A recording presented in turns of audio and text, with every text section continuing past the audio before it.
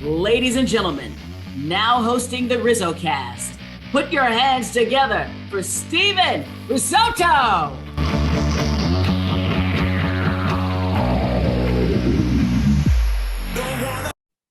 What is going on, everybody, and welcome. This is episode number 63 of RizzoCast. I'm Steven Risotto, and today, along with Jasper Lindsay, and today we are pleased to be joined by someone who spent 40 plus years covering Bay Area sports for the San Francisco Chronicle, the Press Democrat, etc., etc. And he's the author of Gloves Off, 40 Years of Unfiltered Sports Writing. It is Mr. Lowell Cohn. He joins the show. Mr. Cohn, how you doing? Welcome. I'm doing great. It's a pleasure to be here. Yeah, so we can't wait to get into your career. Can't wait to get into the industry as a whole. But first things first, rumor has it that you will be inducted into the Jewish Northern California Sports Hall of Fame. So that's pretty interesting. What does this honor kind of mean to you, and how did you find out? I found out because they wrote me a letter saying I was being inducted. So that was easy. What does it mean to me? I'm really delighted. And I'm glad they did it before I died. I'm 75 years old. And I kept thinking, boy, when are they going to induct me? So I just wish that my parents were alive, that they could know about this. It's a great honor. Yeah, we mentioned your book earlier. It's called Gloves Off, 40 Years of Unfiltered Sports Writing. What was the inspiration behind writing it, and how was the process of putting this book together? Sure. I retired about 4.5 years ago, writing sports columns for the Santa Rosa Press Democrat. And, I'm a writer, and writers keep writing. You like to write. So I thought, well, I could write a book of essays, things that I had never written for the Chronicle or the Press Democrat, things I couldn't write that had curse words that might have offended people.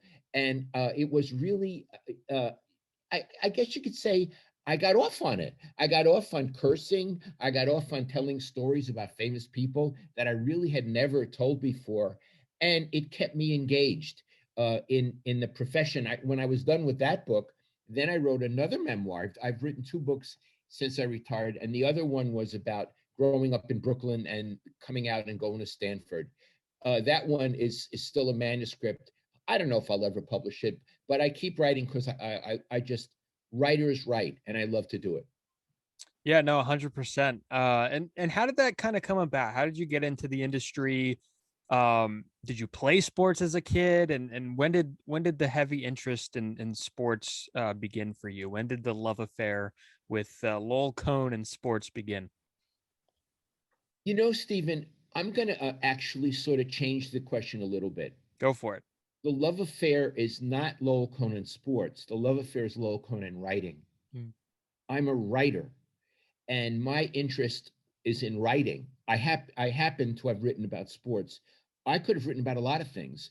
What happened was I came to California from New York in 1966. I had gone to college in Pennsylvania at a little place called Lafayette College. I came out here in 66 to go to Stanford. I worked on a master's, and I did a PhD in English literature in the Stanford English department. When I was done, I knew I did not want to have an academic life. I wasn't all that good at it. Plus, I wanted a life with action.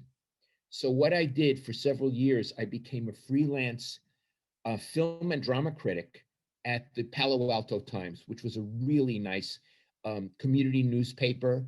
It's defunct now. A lot of newspapers are defunct. Simultaneously, I began to write pieces that I sent into Sports Illustrated. I have no idea if anybody can do that anymore today. The upper up editors liked my stuff, and I got published in Sports Illustrated while I was, living hand to mouth in Palo Alto and writing film and drama reviews. At a certain point, I just sent my stuff into the Chronicle. They were looking for a sports columnist who was an outsider. I was certainly an outsider. I'd never covered any sports in my life. Although when I was in high school, I ran track, but I sucked. So the Chronicle hired me on a 6-month trial basis to see if I could make a difference for them. And I did. So I stayed there. I was there, I think, for 15 years.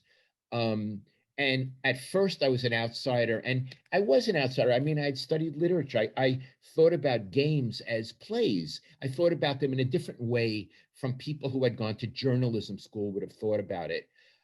After a while, you can't be an outsider forever. You run out of things to say.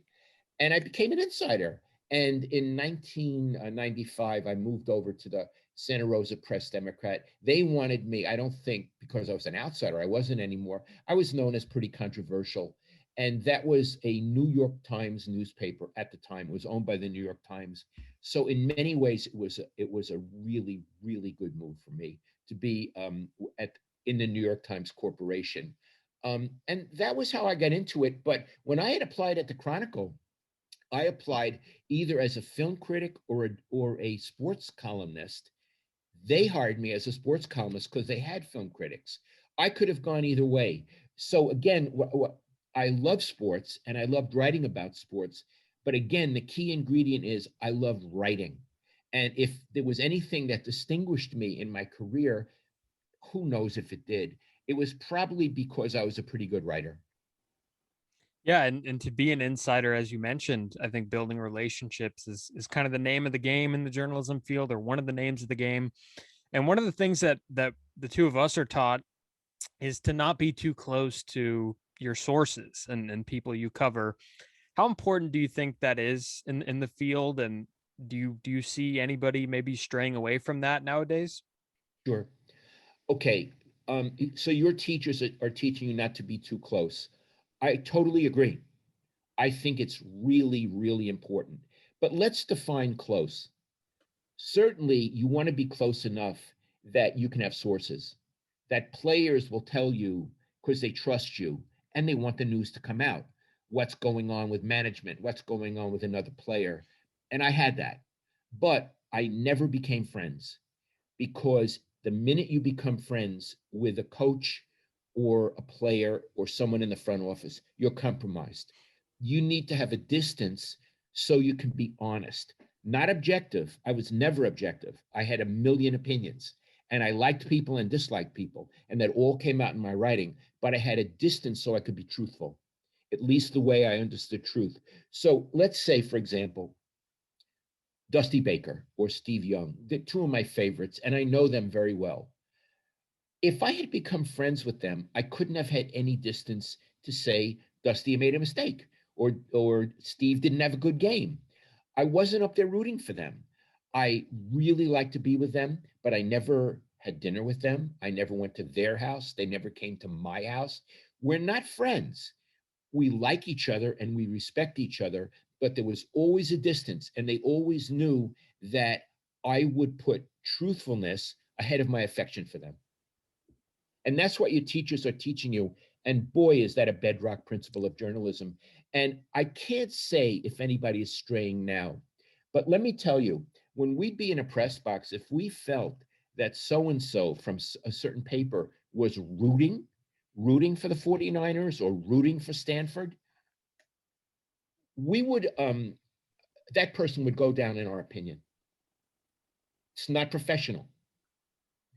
If you become a sports writer or a sports commentator because you want to be friends with the players, go into another profession. Don't do it.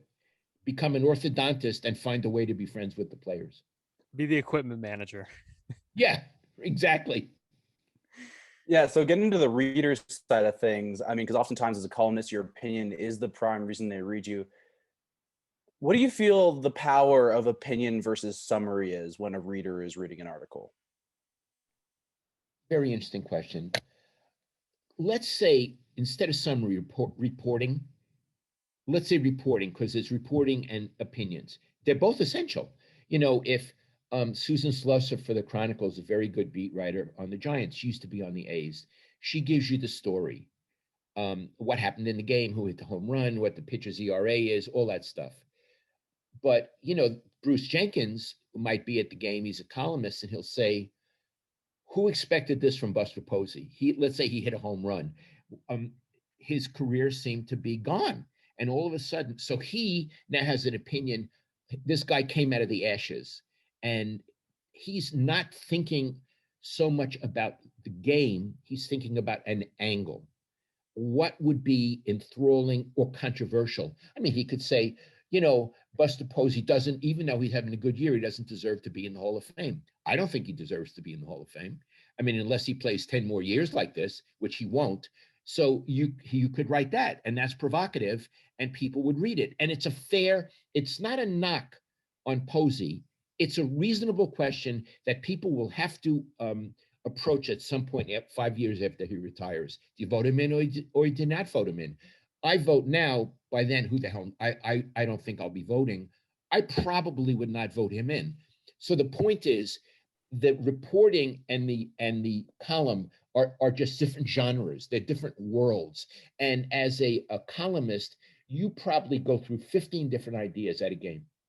It's like taking finals. You're always changing, you know, how am I going to approach the question? How am I going to do this?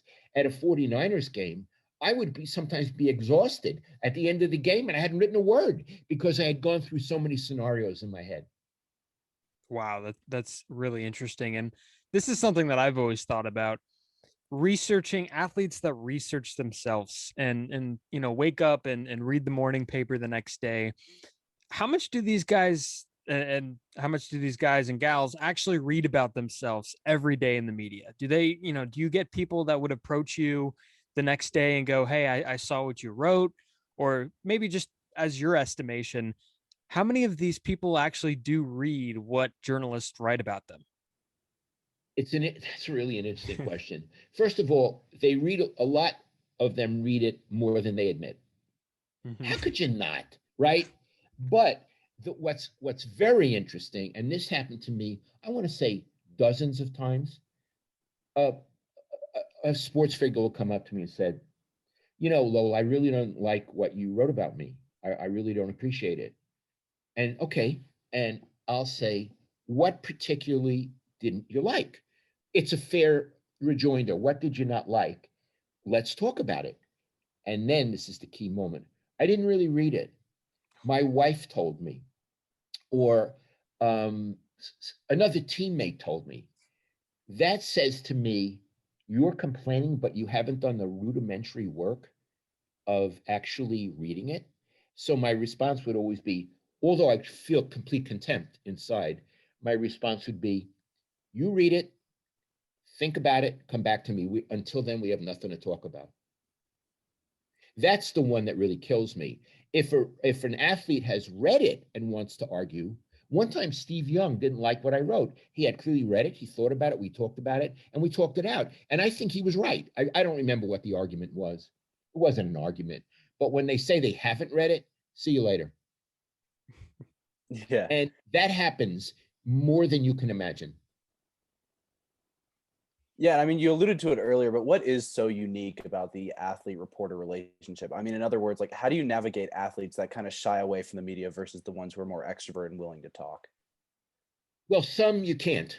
Some you just can't. I mean, there are people who, I mean, Marshawn Lynch, you couldn't do it. Although when he was at Cal, he was quite talkative. So there's a certain percentage where it's not going to work. Others, like Tim Lincecum, he was very shy and very self-protective, but he's a good guy. Tim Lincecum's a good, honest guy. So if you would hang around with him, like after a game, the pitcher has to talk. So you'd hang around at his locker, and eventually he would warm up, and then he'd become quite confessional. What you want to do is if you want an athlete to come through for you, you have to show that you are sincerely interested and you're not trying to smash him. You're not trying to sucker him in to saying things he doesn't really want to say.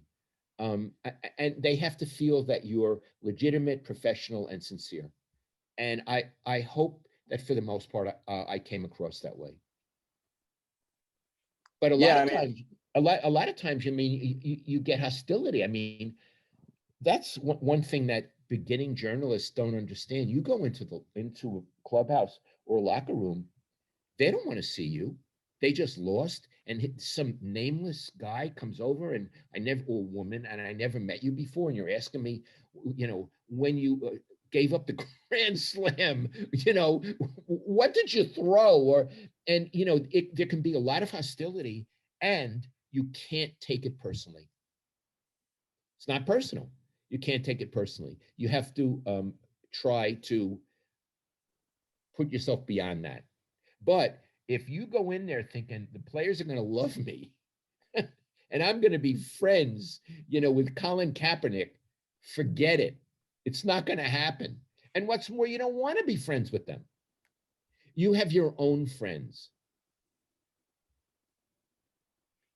Yeah, I mean, you were pretty known for your unfiltered approach to journalism. Do you believe that your personality was really reflected through your writing? Very much so. You know, you can hear me. I talk with this Brooklyn accent, and one of the things that I worked on for 40 years was to make my written voice sound very much like my talking voice. And believe me, it didn't.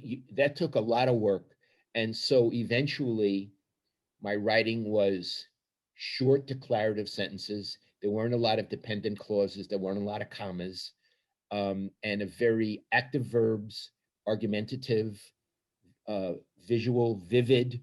Um, and this was all stuff that I'm pretty good at verbally, and I wanted to be good at in my writing. And it was stuff that I worked on for thousands of hours, thousands of hours. So in my book, This Gloves Off, one of the things that people tell me when they read it, which really warms my heart, is that it sounds like you, Lowell. It's like you're talking to me or reading it to me, and that's what I tried to do. I get impatient when I read a lot of fiction, and when I read a novel and I find that there's endless description, or just, you know, sentences or paragraphs go on too long. I'm editing them in my head. You could have left out this clause. You could move on. You know, let's get on with it. And I'm very impatient with that. And when I read in the newspaper, let's say game stories, Niner game or A's game, I'm not knocking anyone in particular, but I find if they load up on statistics, I want to know a story. What's the story of the game? What's the story of these people who played the game? And if they load up on statistics, or they don't have vivid description of something that's, after all, visual, or they don't talk to the player afterward and get into his frame of mind at the crisis moment, I find I'm bored and disappointed. Yeah, absolutely. What do you kind of want your readers to take away from your writing? Is there anything in particular, you know, after you publish an article, after it's in the newspaper the next day, is there anything that you would have hoped that they maybe would have taken away from it? Yes, this was an event in my day. This was a big deal in my day. I read Lowell, and wow, that was interesting. I didn't expect to have that charge. Yes, I want them that. And secondarily, boy, I disagree with him, or I really agree with him, but it made me think. And I guess after that, you know, he's a pretty good writer. I kind of hate his guts, but I have to admit he's a pretty good writer. What happens is funny when I meet people sometimes, and they expect me to be a certain way. And I'm very worldly, I'm educated, I'm a nice guy. And they always say, gee, I didn't think you'd be this nice. And I thought, you know, it's hard to know about a person's personality through his or her writing, because that's a persona. That's who you present. You present yourself in a certain way. It's certainly not how I present myself to my wife or my children.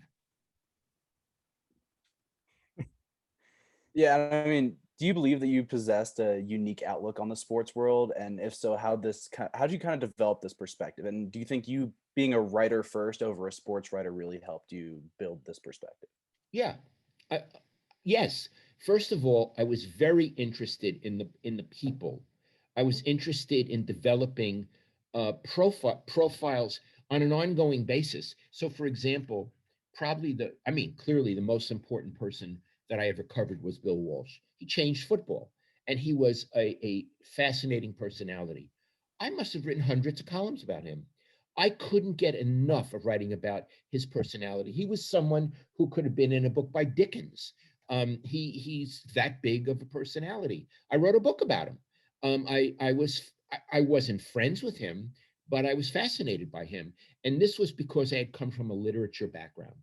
I was always thinking of these people of how would I treat him in a novel? How would, you know, Mark Twain treat him, or how would Charles Dickens treat him? I would actually ask myself those questions. So I had a certain position or view on human beings that they would not teach you, I believe, in journalism school.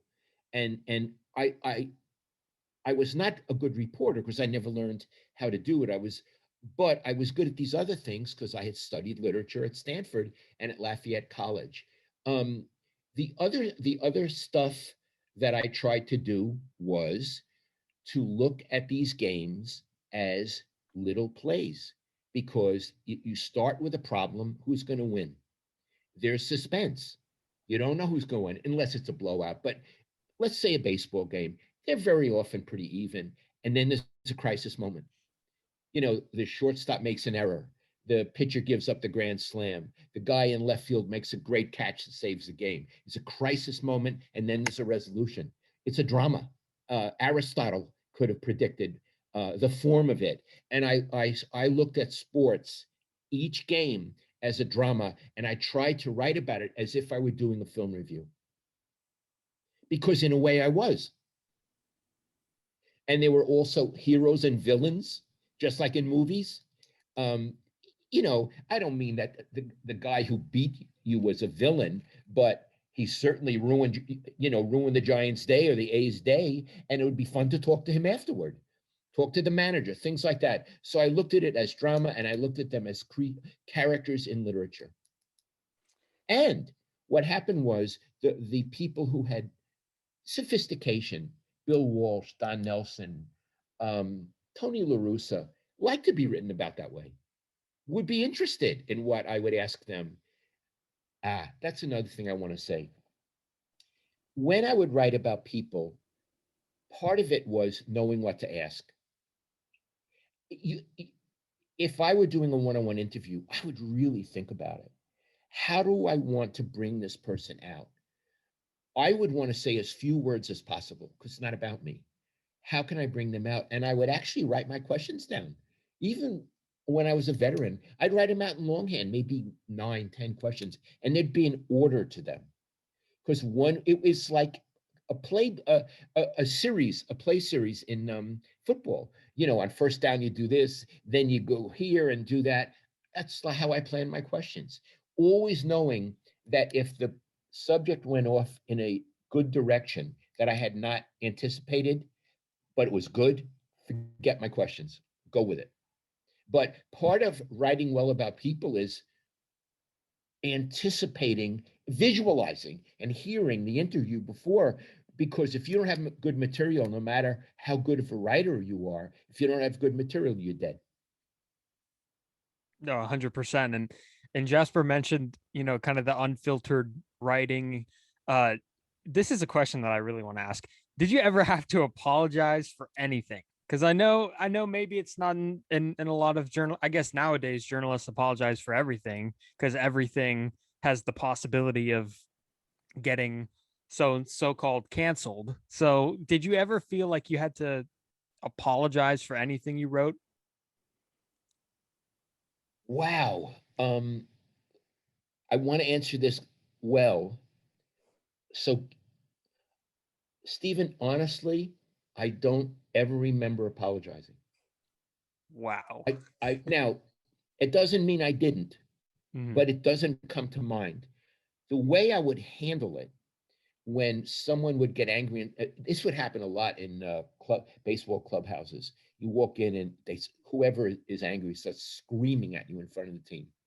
That's the worst feeling. You want to melt. It's the worst feeling. And what I would generally do is I wouldn't argue, because I had my say in the newspaper, and I would let so-and-so, Robbie Thompson once got angry, screaming at me in front of the team. So you let him do it. I mean, it's fair. Now he's getting even. And then when it's over, you would say, okay, are you done? Yes, I'm done. I'm done. You say, okay, I hope we can do business in the future. So I would generally allow them to scream at me, although I would want to cry or hide, in the laundry basket, and then say, okay, you're done. Let's move on. Stephen, I honestly don't remember apologizing.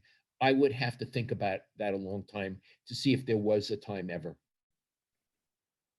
Yeah, and I mean, Steve mentioned cancel culture, but journalists in their own have kind of become stars today. I mean, you look at Stephen A. Smith or Skip Bayless. As one of those journalists that didn't really hold back from speaking your mind, do you think there's a limit to how much spotlight a journalist can take? Well, we're mixing our genres now. Yeah. So let's talk about it. I was a newspaper guy, although I was on television a lot, and my son was a newspaper guy, but now he has this, I guess it's podcasts or whatever. He does videos for Sports Illustrated and YouTube. Um, Stephen A. Smith and Skip both started as writers. Stephen A. Smith was at the Philadelphia Inquirer, and Skip was in Dallas, but also in the San Jose Mercury. And they went into television. Both of them are selling, among other things, their personalities. Skip is always yelling, yells a lot, and he's always leaping up in his chair, you know. He's not like that at all in person. He's kind of very quiet. So that's a character that I mean, it's a very interesting character, but when I used to know him when he was at the Mercury, he wasn't yelling all the time. He was kind of a quiet, very thoughtful, very bright man. I think with Stephen, I don't know Stephen A. Smith, but I know Skip. They want to portray their personality because that's what sells. They're millionaires. In as a writer, you don't have that kind of profile. You know, there's words between you. There's a paper between you and the people who you write about and the people who read you. So unless you're on television or radio, it's a much more subdued relationship.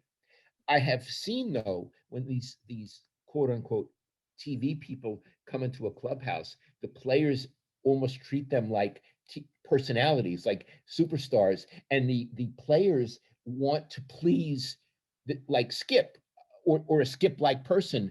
I don't remember a player ever wanting to please me, nor do I remember wanting to please a player.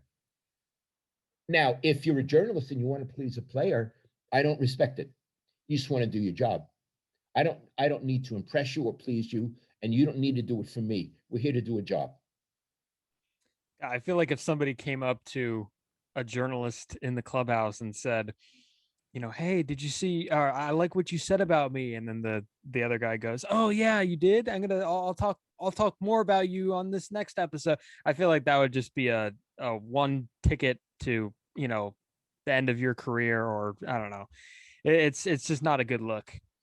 Well, if a player came up to me or a coach and said, I really like what you wrote about me, I immediately would think, what's he getting at? What does he want? What's his agenda? I'm not there to make friends. And as a journalist, I was skeptical. So what are we really talking about here? The other thing I always taught myself, and again, I'm a self-taught journalist, was I learned quickly that there are competing narratives. There is, let's say, the 49ers, just as an example.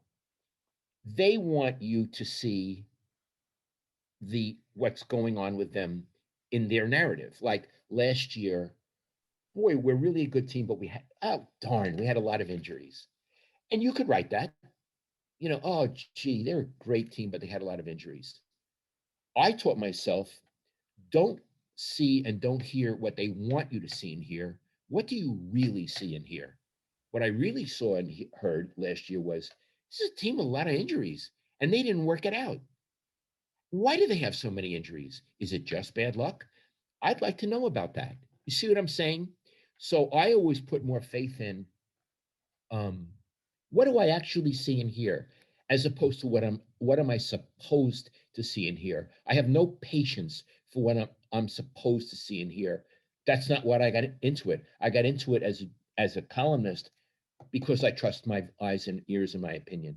And I'm skeptical. I'm skeptical of power. I'm skeptical of power. Is there any difference in covering, you know, baseball compared to basketball compared to football? What would you say is the biggest difference that you've noticed? Okay. First of all, there's on the field and in the locker room. When I first came up, I started in 1979. I was surprised at how rude baseball players were. I had never been in a culture where people would tell me to screw myself all the time, and you'd go up to a player and say, "Excuse me, so and so." What? That used to kill me. What? Um, so I think baseball players have mellowed somewhat, but it used to be very difficult to interview them.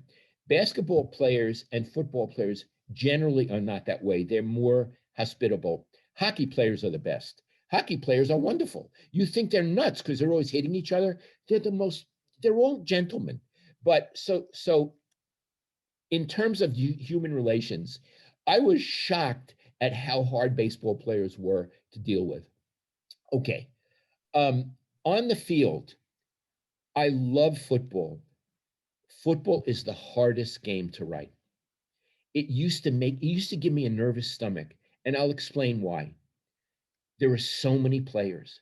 There's offense and defense. So I'm sitting up there and thinking, what the hell am I going to write about? So many things happened.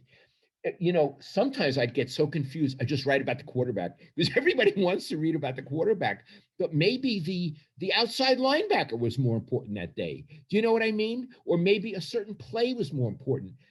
The world of football was so varied and so complex and so amorphous. I don't think my game columns were generally all that good in general on football because I found my head spinning. But in baseball, there's always a moment. There's always a hero. There's, as I mentioned before, there's a crisis moment. There's a victory moment. There is generally one play or one person who is the story. So I found that very easy to write. And similarly with basketball, my feeling about basketball, and this has come since I became an old man. I've lost interest in the sport. I'm saying NBA, for two reasons. One, it's simple. Football is chess. There is so much going on. 11 players on offense, all having something they need to do and variations on that. I understand in basketball there is too. To me, football is chess and basketball is checkers. I don't find it interesting enough anymore. In addition, I think the three-point shot has ruined the game. I get so bored when all of a sudden they drive down the court and some guy stops and takes a three and misses. You know what I mean? So what'd you do that for? The whole idea, you're defending a goal. The whole idea is to get to the goal and put the ball in. I don't see why you should get more points for a crummy shot. So I actually am kind of bored. And I can tell you, until the Warriors almost got into the playoffs and they had those two play-in games, I didn't watch them at all. I would rather read a book than watch a Warriors game. There you go. I mean, you've been around Bay Area sports for such a long time, but you've also been around Bay Area fans. I mean, in your opinion, what makes a true Bay Area sports fan? Here's the thing. This is going to really, if I were more diplomatic, I would have a good answer. I don't have any interest in fans. Yeah. I just don't. My job was not to be a fan. I don't care what fans think. They don't know anything. They don't go in the clubhouse. They didn't know Will Clark. They don't know Stephen Curry. I'm supposed to care what a fan thinks. So I'm very happy that fans are fans and that they pay and go or they watch on TV and they argue about this stuff. I don't want to be in the argument. I'm not interested. I don't consider that they know what I know. I'm happy to talk about sports with journalists, but not all that much. But fans, I guess a good fan is you care for your team. Sometimes fans burn me up.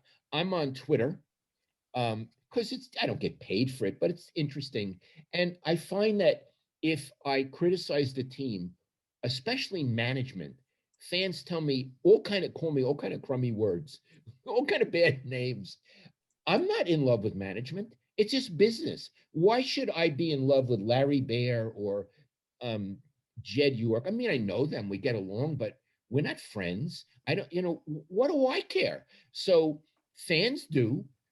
Fans support the team. I don't support the team. When I was I'm retired, but when I was working, I got paid the same whether they won or lost. I had no interest in them winning. I had no interest in them losing. So I don't think the way a fan. And occasionally, editors will say, Lowell, I want you to go out and get fan reaction to such and such. I always refuse. You're paying me for my reaction. I'm a professional. I really have a lot to say. Joe Blow from Petaluma, I care what he or Josephine Blow from Petaluma, get somebody else. I don't want to do it. That's how I feel about fans. Now, do you hate me for saying that? No, it's right. It's right. And I know that Twitter could be a pretty horrendous place. I mean, but it's also, visibly grown the industry.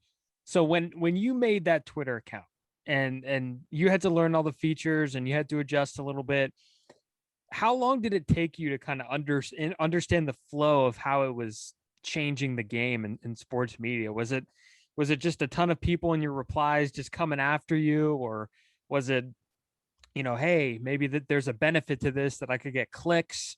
I mean, what was it kind of for you that you noticed first about the evolution of Twitter and how it changed everything? I was not prepared for the vitriol that would come, for how personal.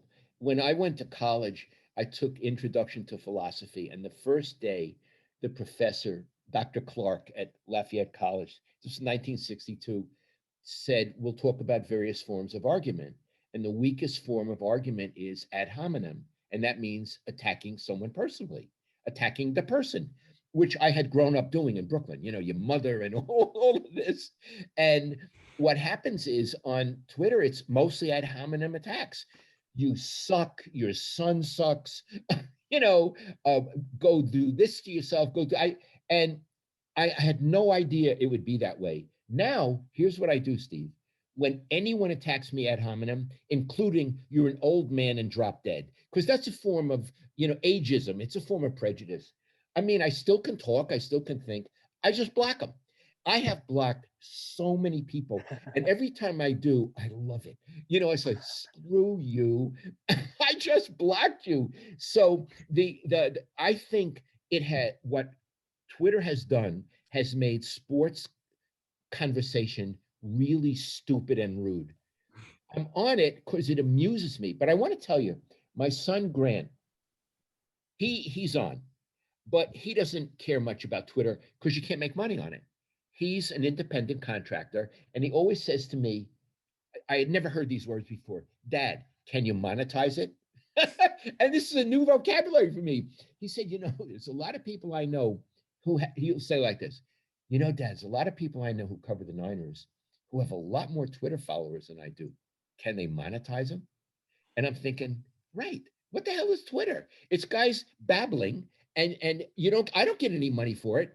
So from my son's point of view, it's a throwaway. It's a relic from maybe a decade ago. Yeah, and you mentioned Twitter being a big change to the journalism game, but you've been in the industry for such a long time. How have you seen it change over the years? Yeah, that I can answer. A lot of people come to me and say, gee, Lowell, I've admired your writing, for a long time, blah, blah, blah, blah, blah. How do you advise me to get into the business? And Jasper, my response would be, don't.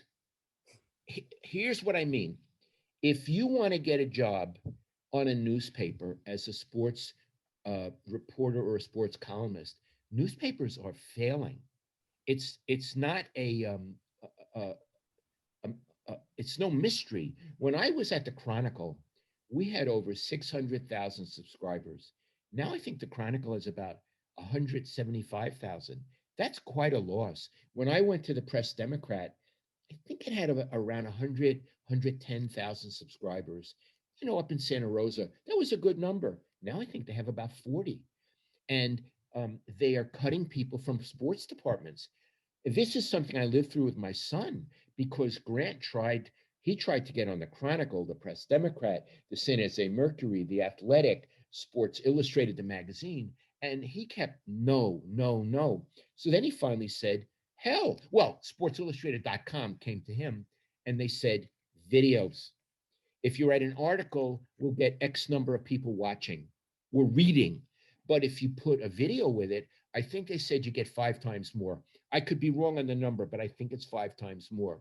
So he quickly learned, I'm going to do articles, sure, but not long ones. I'm going to spend more time on video. And plus, now I can go over to YouTube with videos and make money at Sports Illustrated and money at YouTube. So what he's done, and my son's a really sweet guy, he's helped a lot of people get onto YouTube because you can, quote unquote, monetize it. You can monetize it. And I guarantee you, I haven't done the research, but I would think that on the 49ers beat, my son makes the most money between his videos on Sports Illustrated and his videos on YouTube. And he's on this thing called Twitch now. I have no idea what Twitch is. He does Twitch. Dad, I'm going on Twitch. You have a Twitch? Do you need to see a doctor? You know what I mean? But in any event, his whole attitude is, can I monetize it? So what I would tell aspiring journalists now, I'm a dinosaur. Don't do what I did. Unfortunately, it's not the path anymore. Do videos and you can monetize it. And you can attach writing to your videos, as my son Grant does on SI.com. But if you want to be a writer first and foremost, I think you're going to have trouble. And I'm going to give you an example. And please excuse me for going on too long. The Athletic is a really worthy endeavor. The guy who edits and publishes it in the Bay Area is my friend, Tim Kawakami, who used to be a sports columnist at the Mercury News. We're friends. And I have a lot of friends who write for them. Matt Barrows of the Niners and Danny Brown does, who was at the Press Democrat and the Merc. He does features for them. Well, they're behind a paywall. You have to pay to get their content. In addition, it's only reading.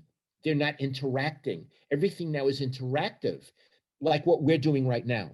And this is fascinating. You guys are asking great questions. I'm delighted to be able to do this. You're doing great. At The Athletic, there's a paywall. It's reading long articles, and there's no interaction. Well, I think that's now I could be wrong, and I want these people to succeed because they're sports writers. They're my friends. I'm worried about that business model. I think a better business model is what SI.com has, where there's no paywall. They have ads, just like newspapers have ads, just like any TV show has ads, and there's no paywall, and you can get people like my son Grant interacting with you. So that's how I see a major change in what's going on. I suppose there are still jobs for sports columnists, and I suppose there are still jobs for sports reporters, but they're dwindling. And I can tell you at the Chronicle, they have 3 sports columnists, my dear friends, Bruce Jenkins and Scotty Osler. They're older. And when they retire, I mean, Scotty's just a few years younger than I am. He's brilliant, and Bruce is as well. Are they going to replace him? What's going to happen? Annie Killian is younger than us. She's great. She's okay. But what's going to happen when those 2 guys retire? I really wonder. I can tell you that at the Press Democrat, they used to have 2 columnists. There was me and Bob Podecki, and we really worked and sold that section. They don't have any sports columnists anymore that I'm aware of that write. We used to write 4 times a week, each of us. I don't see anybody writing columns 4 times a week there. So that's another market that dried up. I know this is very depressing what I'm saying, and I apologize. It's no worries. But I mean, so we talked about how the industry's changed, but what do you miss most about the industry now that you've retired? Writing. Yeah. Writing on a daily, 4 times a week. I mean, what a charge. If you wrote something you liked, I always tried hard, but sometimes I didn't like what I wrote. And then you could see it in the paper, or I live in Oakland. I didn't live in Santa Rosa, but I could see it on the internet that night. before it appeared in the paper in the morning or at the Chronicle. We got the Chronicle at home. I could see my name, and it was big. It was like a neon lights, What a charge that was. I loved it. So I loved writing, and I loved the immediate reinforcement, the positive reinforcement. Boy, that's really a blast. You can never get over it. What I didn't like was all the travel. As I got older, the travel became burdensome to me. Airplane travel is tough. And then you had to go through security after 9/11, and that was hard. And sometimes I got weary of the athletes, just being so difficult sometimes. And I just felt I don't miss that anymore. So those are the things I don't miss, but the things I miss were writing a really good article and getting the instant reinforcement. It was just among the most pleasurable things in life. So do you at all miss deadlines? Because I'm right now beginning to kind of experience deadlines for the first time. I'm freelancing for a site called SF Bay in San Francisco, and I've done a few Giants games, one of them in the press box, and our deadlines are 10 minutes after the final out. And then the second deadline is 90 minutes after the final out. And it's tough, but I feel like it's not as tough. I haven't done it for 40 years, so that's probably why. So do you miss those deadlines, or were those deadlines tough, or were they tough only if you made them tough, if you know what I'm saying? It's a wonderful question. I have mixed feelings about deadlines. The good thing about deadlines is you knew it would be over. Writing after a game, especially you have to be in 10 minutes after, is anxiety producing.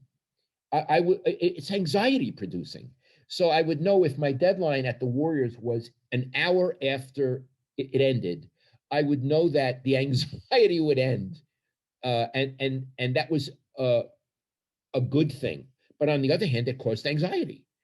So I would notice that if I covered a night game, I couldn't fall asleep right away. I'd be walking around the house, maybe open up a bottle of wine, and drink just to calm down. So I think the deadlines are kind of, in a way, what drove me away finally when I retired. But on the other hand, if you don't have a deadline, I could sit there for 10 hours trying to find the right verb. So you need deadlines, actually, I think, make you a better writer. That's what I want to say, Steve. I think deadlines make you a better writer than a worse writer, because you really have to bring it, and you have to bring it fast. And there are people who can do it, and there are people who can't. And luckily, I could type fast. I think the best class I ever had in junior high school was typing. I did typing, and I could type fast. I could type about as fast as I could think, and and I was actually a pretty good deadline writer, meaning I could get enough words out. Not that the stuff was always that good. Yeah, and I want to get back to Grant. You mentioned Grant, and he's kind of taken after you, covering the Niners, as you mentioned, for Sports Illustrated. How have you kind of mentored him and taught him the rules of the road over the years? I'm sure he's seen it firsthand. And do you be honest? Do you read all of his stuff? Do you watch all of his stuff? Every single bit of it? Yeah. Let's talk about watching all of his stuff. He puts up a lot of content. You know what I mean? I don't, because if I were to watch all this stuff, I wouldn't have a life. You know what I mean? He puts up hours and hours every day. So I certainly watch what he and I put up. We usually put something up on Tuesday for about an hour. And my wife and I, she loves to watch. It's her little boy. So, we watch that. And I sometimes watch, he has this thing called Niners After Dark. And I don't know why, on Wednesday night, I watch Niners After Dark, and I watch him and this guy Vish from Chicago. I really like that stuff, but I have to pick and choose. And sometimes he'll say to me, "Dad, did you see such and such?" And I'll say, "Sweetie, I didn't." And I can see he's disappointed. Like, if you really loved me. When he was a writer, I read every single thing before he sent it in. Absolutely. I mean, I'm a really good editor. So I would, try to, this is really good. If you just make these 1,000 little changes, it'll be better. And he was cool. He expected that I would suggest changes. As far as how to act with players, how to act in a clubhouse, in a locker room. You have to figure that out on your own. He has a different personality. I'm a New Yorker. He's a Californian. He's more laid back. I'm much more confrontational than he is, verbally confrontational. And he's smarter than I am. And he figured it out really quick. Sometimes he'll ask me, Dad, this happened with such an athlete. This is how I handled it. How would you have handled it? And we do that. But basically, it was he had to go in the deep end and swim for himself. Yeah. So one of me and Steve's favorite press conference moments came when you were talking to Jed York after he fires Jim Harbaugh and Trent Baalke, and you kind of ask him why he doesn't dismiss himself. No, that was after he fired Chip Kelly. Chip Kelly, right? So, Chip Kelly. I mean, tell us about that. Like, what is it kind of like just staring an owner right in the eyes and telling him, hey, you are not doing a good job with this team? Yeah. Now, again, remember, I know Jed York. I've known him a long time, but I'm not his friend. So I'm not there to help him. Yeah. He is a very wealthy young man. He's been supported his whole life by, a mom and dad who gave him a team that at the time I don't think he deserved. I don't have anything against Jed York, but I'm not there to ask a softball question. He had just, let's have context. He got rid of Jim Harbaugh, who was a really good coach. Now, he was 8-8 his last season, but still, he was a really good coach. And then he brought in Jim Tomsula, who was a joke, and he fired him after a season. Then he brought in Chip Kelly, who was a fraud. From my point of view, was a fraud, and fired him after a season. So now he had 3 flops in a row. Fired Harbaugh, which he shouldn't have done. Hired Tomsula, hired Chip Kelly. And he was at the press conference, and I felt that the journalists were asking softball questions. Again, I understand why they do it, and they're my friends. I'm not putting them down. They're my friends. But I didn't feel we were getting to the crux of the issue, and I didn't feel that Jed York deserved a break. So what you had to do in that circumstance, they have a microphone, and you had to raise your hand. And I didn't know if the PR staff, because they didn't like me, and they were kind of, I think, afraid, but they gave me the microphone. And Grant was sitting next to me, and I actually slapped his knee before I asked the question. I said, "Watch this." I did say that. And what I said to Jed was, you just fired your coach, and I think the general manager. You just fired your general manager because they weren't doing a good job. He said, "Well, it wasn't really." I said, "Look, don't argue with me. I'm asking my question." Again, when I asked the question, Jasper, I was in charge, not them. I wasn't. They weren't doing me a favor. I was in charge. Don't argue with me. I don't know. You could see the tape. I said something like that. Let me go on. And then I said, you're going after excellence. You fired these guys. You've had a very poor record. Why don't you fire yourself? I think it was fair. Why the hell did he deserve to be, quote unquote, the owner with such a poor record? And I remember he looked at me, how he wanted to escape. But he said, "What do you want me to say?" That's what he said. And I said, "Say something like schmuck. Come on." And then he said, "Well, you can't fire the owner," which is the worst possible thing. Meaning I'm a privileged guy. They granted me the team. And then, that's a very famous moment or notorious moment. I know a lot of national people went after me. I couldn't have cared less. I don't care. I don't want to be their friends either. But it was a key moment in his career. And it was, among the moments in my career. And in fairness to Jed, he's done better since.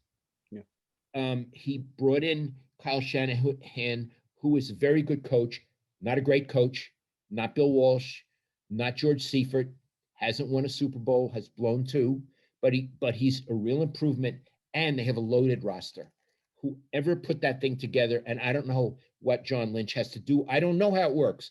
They have a loaded roster with the one proviso, the caution, that gets hurt a lot. Yeah. So they have a great roster, but then a real roster, that may be playing in the games, and it's not the great roster. And we're going to have to see how that works. But in fairness to Jed, he apparently has done better. They've gone to a Super Bowl since he had that horrible, horrible time. And also, he hired Mike Singletary, who was no good. He really had a bad record. And I was not polite, but I asked him what I considered, I put him on the spot, and he deserved to be. And that's why I asked the question. Yeah, absolutely. And I mean, you talk about Jed York giving a stupid response there, but what happens in the press conference room when a reporter just asks a really bad question? You'll hear snickering. Yeah. People will roll their eyes. And a really bad question sometimes is kissing the butt of the person that you're, it's true you lost the championship, but aren't you proud of your guys? What? And people will look at that journalist like, please just leave the room. You made all of us look bad, right? You can't have that. Yeah, 100%. And last thing before we go, your old friend Dwayne Kuiper is dealing with a few health issues here, and we wish him obviously nothing but the best.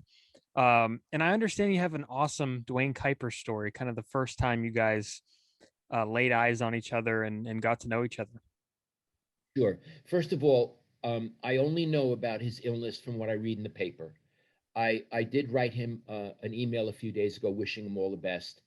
Dwayne Kuiper is a lovely, lovely man. I'm wild about him, and I think all the good thoughts I can for him, and I hope he's okay, and I hope he and I can see each other someday. What happened was his first year with the Giants, and I don't remember what year it was. I have this in the book. He had a bad knee, and I think when I was a young man, I lacked a certain wisdom, which I have intermittently now. I don't always have wisdom, but I wrote that he had an 80-year-old knee, and why'd they get this guy and all that, like typical in your face crap, which I probably wouldn't write now, but it was effective. So I go in the clubhouse at Candlestick, and I see him talking to Darrell Evans, and they're pointing at me, and apparently he's asking, could you show me Lowell Cohn? And Darrell Evans points to me. So Dwayne Kuiper comes and he says, he was so, with that wonderful voice and that twinkle in his eye, he said, I saw that, I read that you said I have an 80-year-old knee. So I said, yeah, I did. He said, I'll tell you what. He said, there's an old guy who's 80, and there was really a guy, I forgot his name, who sits outside the clubhouse. He's out there. Let's go out there, and we'll get the 80-year-old guy to kick you in the nuts. And then I'll kick you in the nuts, and we'll see who has an 80-year-old knee. And I said, you made your point. I don't think we need the demonstration. Thanks a lot. And we became very cordial with each other after that. And what he did a video for my book, and he did a dramatic reenactment of that scene, but he complained that I didn't have enough words in my chapter about him, that the incident deserved more words. So that's the story. That's awesome. That's great. Lowell, I appreciate you joining us. This was a lot of fun, and I'm sure us and all the listeners and viewers out there took a lot away from this. So I appreciate it. It's my pleasure, Steve. It's nice to meet you. Jasper, it's nice to meet you. Good luck with your careers. Thank you so much. You guys could follow Mr. Cohn on Twitter at Lowell Cohn and keep up with his tweets there. And you guys, of course, could follow the podcast on Twitter and Instagram at RizzoCast. Thank you guys for listening. Thank you guys for watching, and enjoy the rest of your day.